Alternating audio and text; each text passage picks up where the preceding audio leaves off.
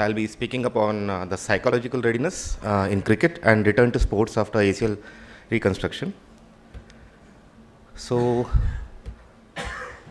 can you guess what's the common between all these four players, right from Williamson till Pollard?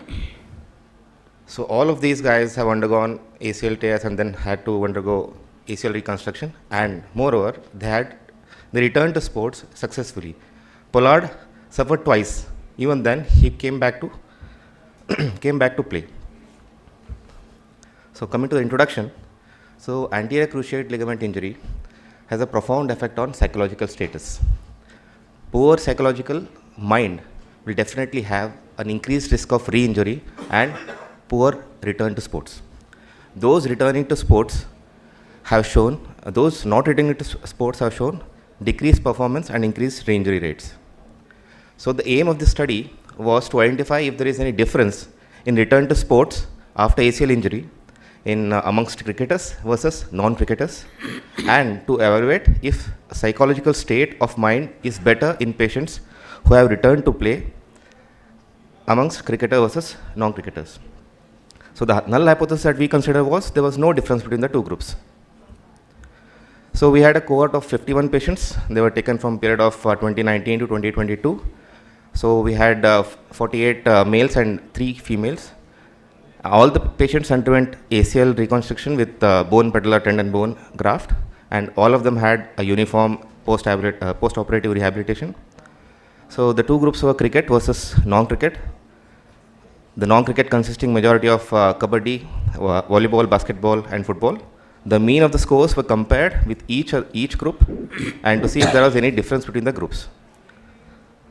We used ACL return to sport index and Tampa's kinesophobia score to evaluate the psychological status.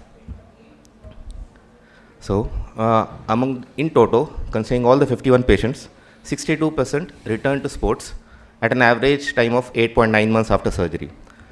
And professionals had a greater return, more than about 85%. So, the poor ACL RSI scores had negative impact.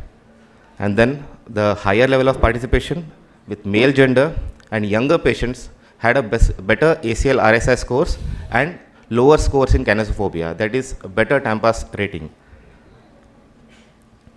So these were the different games and percentage of the other group. So we had two kind of levels of the game, that is amateur as well as professionals. There were 6 cricket amateurs and 6 professional cricketers playing for the state level Ranji teams and for the India. And we had 26 amateur non-cricket groups and 13 professional non-cricket groups. So considering the ACL return to sport index scoring, we had 32 who had a very good score. Amongst them, 25 had returned to sports. So coming to the division of amateur and again professional, so there were 4 amateur cricketers who had returned to sport and 6 had returned to sports. 6 out of 6 of professional cricketers had returned to sports. Comparatively, 12 amateurs and 10 professionals had returned to sports in the non-cricket group. So comparing both the groups, that is cricket versus non-cricket, there was actually no difference in the time to return to sports. The time was almost comparable, that is about 8 to 9 months. Comparing the psychological readiness, even then there was no difference, a significant difference among the two groups. The ACL return to sport index was almost comparable.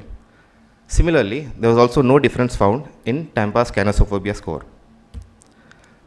So, the results say that there is actually no statistical difference between the return to sports in both cricketers and non-cricketers group. So, thus, we are accepting the null hypothesis that we had stated.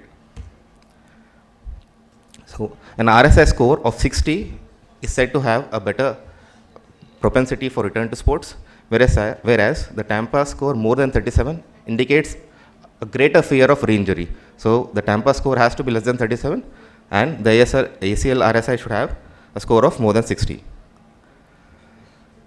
So, we have seen that cricket has evolved over the last 40 years. We have seen a lot of the photos that I have shown you earlier are the recent cricketers. There are hardly any cricketers who have had ACL injury in the past and returned back to sports. This is because there have been multiple reasons. There is increased focus in the fitness and team camaraderie. For that, they play different kind of games and not just cricket. And there have been instances where these sports person land up into injuries. We have seen injuries occurring due to water surfing. We have seen injuries, and there is increased awareness and willingness to curtail the flow of runs and to control the boundaries. That's leading to, again, injuries. We've seen increased awareness between the wickets and stealing runs, having converting a six into a catch to save runs, landing awkwardly. These are all causes of pivoting injuries leading to ACL injury in cricket. If you go to PubMed, you will hardly see any article on ACL injury and return to sports in cricketers. This is because the amount of ACL injuries in cricket hasn't been recorded.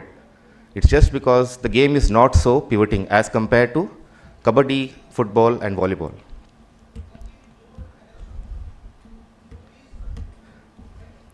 Thus, concluding, the young age and male gender and level of participation, that is professionals, have better ACL RSI scores and lower Tampa's Canosophobia score, indicating better return to sports after reconstruction.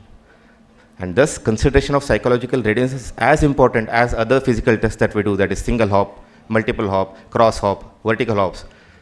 It's also, the psychological testing is also important to reduce the amount of re-injury after the return to sports. Thank you. These are my references.